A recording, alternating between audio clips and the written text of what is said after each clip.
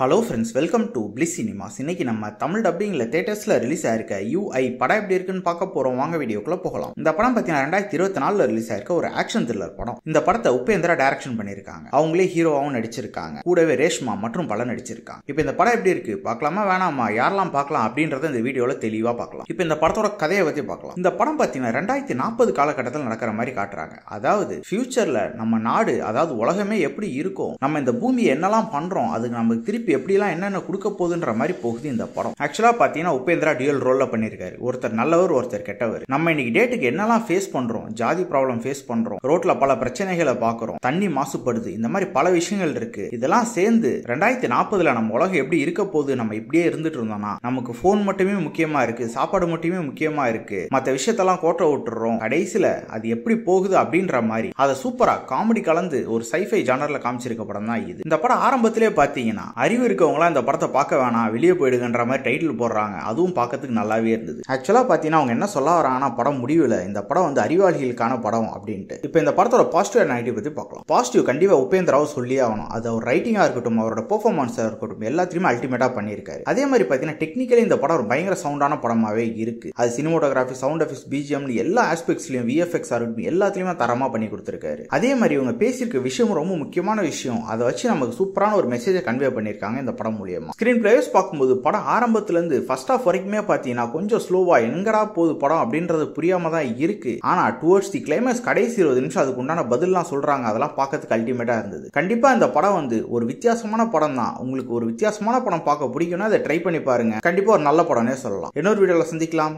Thank you.